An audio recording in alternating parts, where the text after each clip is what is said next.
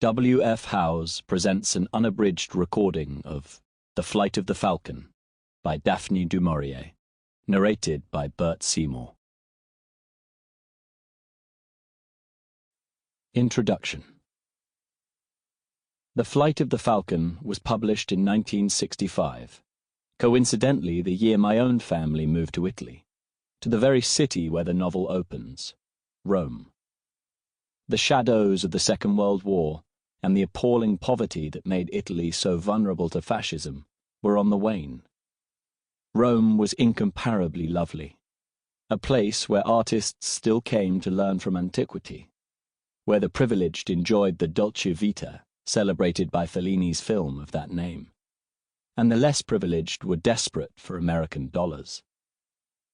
Mass tourism was in its infancy then, and the kind of tours that du Maurier's hero Fabbio takes around Italy were more innocent, less commonplace and less world-weary than one suspects they are now.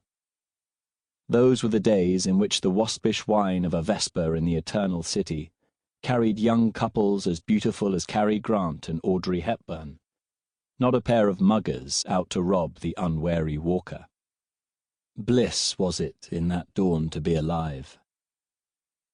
Curiously, The Flight of the Falcon is the only one of du Maurier's novels to be set in Italy, though Don't Look Now, her masterpiece short story, had Venice for its setting.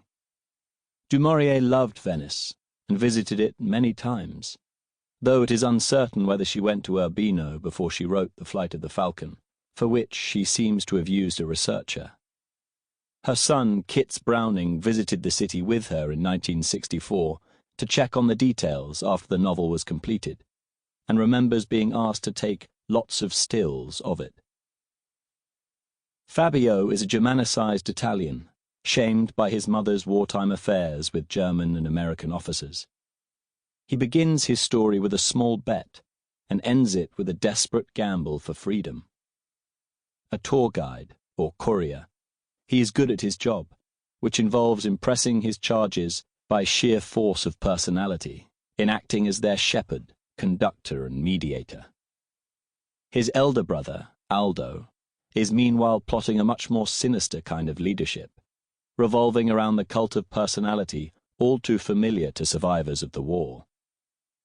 There are still elderly Italians alive today who complain that the country has never functioned so efficiently or so proudly as in the time of Il Duce, Mussolini. If du Maurier's plot can seem too gothic, too improbable in its conflict between the good brother and the... Sample complete.